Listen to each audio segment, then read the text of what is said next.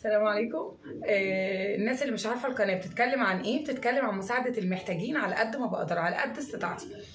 انا مش ممكن يبقى الصوره مش احسن حاجه، بس هكمل.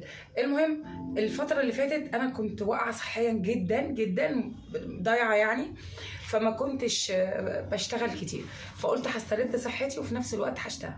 طبعا التليفون ده تليفون الشغل، ربنا وحده يعلم الحالات نازله اتصالات وفي كرب رهيب رهيب.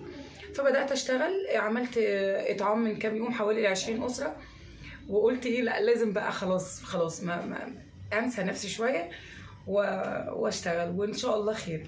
المهم امبارح جات لي حاله، راجل مسن. الراجل ده هي حاله من حالاتنا، يعني هو زوجته وهو من حالاتنا، بقالنا سنين شغالين عليهم. الست تقريبا مواليد 52، يعني الست الجده دي مواليد 2 والراجل اكبر، يعني حالتهم صعبه جدا جدا. مرات ابنهم سابت لهم بناتها ومشيت، والراجل ده قاعد بيربي البنات، والمرات الابن التانية برضو نفس الكلام، وقاعد برضو بيربي ولاد ولاده، كل ده في اوضه وصاله. والله ظروفهم وحشه جدا جدا. المهم الراجل جات له جلطه وبدا للاسف يعمل حمام على نفسه، وظروفهم وحشه. فامبارح بالليل انا كلمت الناس في الجروب، فبصراحه كله استجاب، فجالي 1000 جنيه، وطبعا جالي فلوس لحاجات تانية لسه مش هعرض عليها دلوقتي.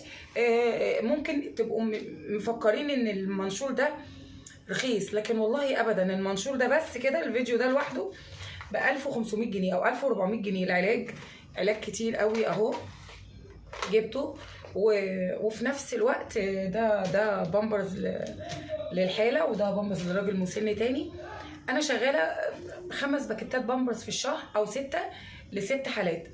غاليين قوي قوي. العلاج مثلا بيخش في 5000 جنيه. ببقى عاجزه حقيقي، ببقى عاجزه قدام المسنين كلهم. الشهر ده مش حلو، يعني من بعد العيد مش حلو. يمكن انا عشان كنت تعبانه فكنت مكسله شويه ان انا اشتغل، بس ده ما يمنعش ان انا هشتغل طبعا اكتر ان شاء الله. في عندي اطعام هيتوزع النهارده، هو بسيط، هوزعه على قد ما اقدر. في عندي 5 6 حالات.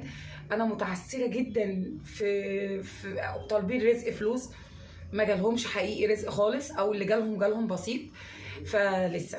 فان شاء الله هرجع تاني، وانا اهو بسترديت يعني صحتي شويه، وهرجع تاني وهكمل. وكل اللي شارك وكل اللي بيشارك وكل اللي بيساعدني، جزاكم الله خير الجزاء. السلام عليكم.